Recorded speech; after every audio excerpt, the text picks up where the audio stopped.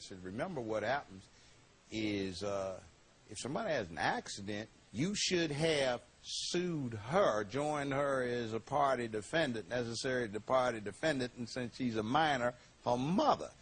I'm glad you restrained yourself from doing to her what I think you wanted to do to her, didn't you? Yeah, I was really angry. Yeah.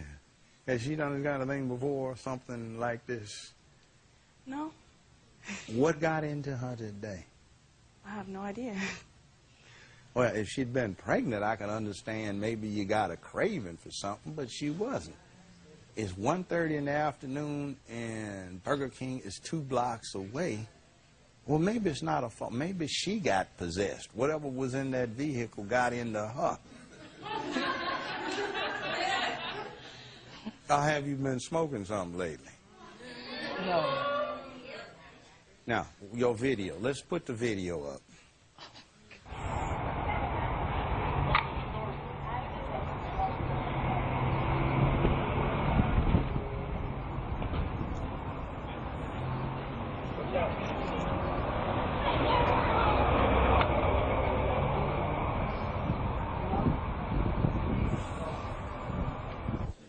Also add, I just got that car last year. I just bought that car last August. I've only had it a year.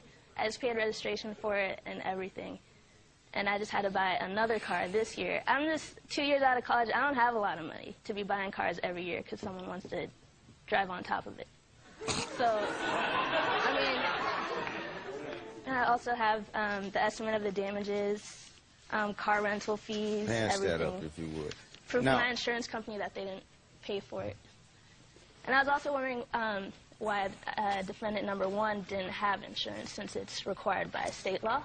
Actually, what the problem seems to have been is the defendant number 215 wasn't authorized to operate the vehicle, and she wouldn't have been covered. She's unlicensed as it is. So what happens is, sorry, you don't have coverage. Now, you know what? You could have been criminally prosecuted. Do you know that? They released her to me, actually. And, of course, do you like her brother? Yes. A lot? Yes. And, of course, you didn't want to totally jack up a would-be potential sister-in-law, did you? Well, no. I mean, I didn't know. I didn't want it to go off on the mom. You know, she had nothing to do with it. You know, the police, when they released her to me, and I told them to take her to jail. But they just left her with me.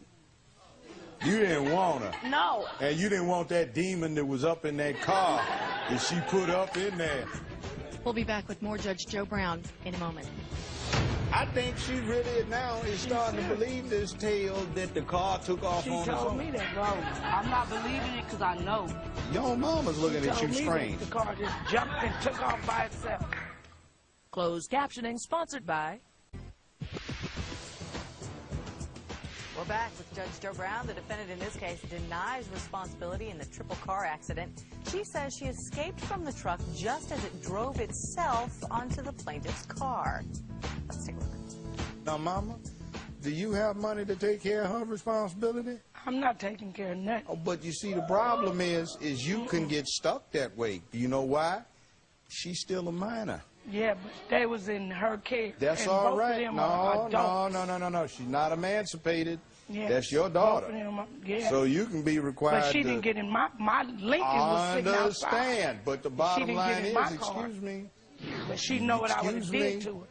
You may wind up getting an opportunity to do what you would have done to her driving that Lincoln. Because the way it's going, that Honda Civic is going to be like yours, too. No.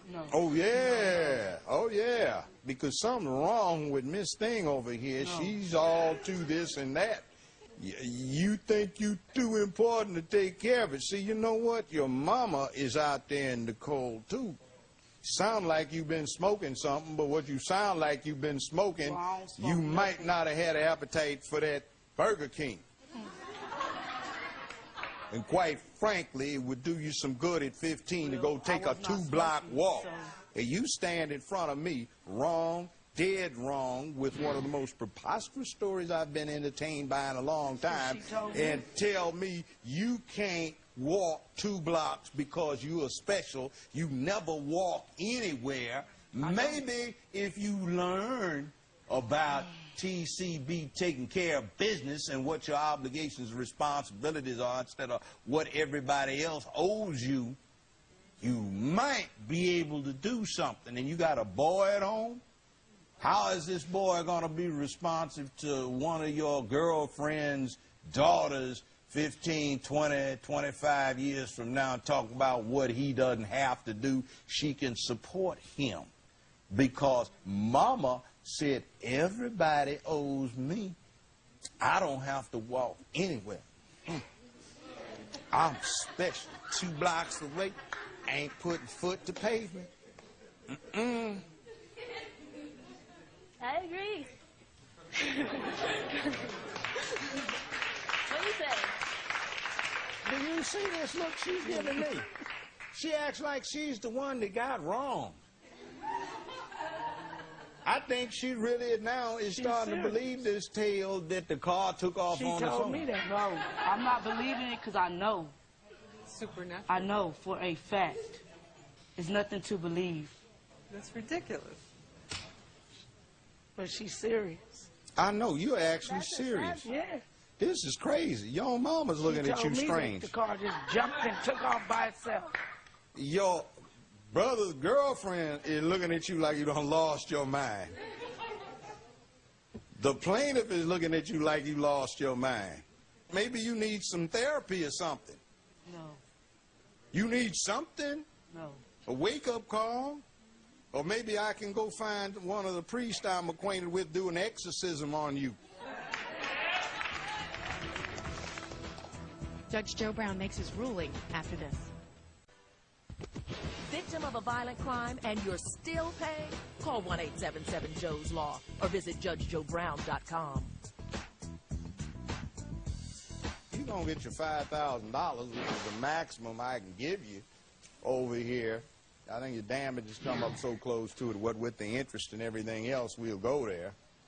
Now, there's a question over here. I'm talking because I'm trying to figure out what to do with you, because I'm going to feel bad if I just get real technical and bust this lady over here.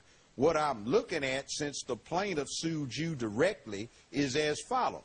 You committed theft, grand theft auto. It's joyriding. Under the circumstances, that completely absolves her. She had nothing to do with it. I always hear, but they stole the car. This time, I believe you.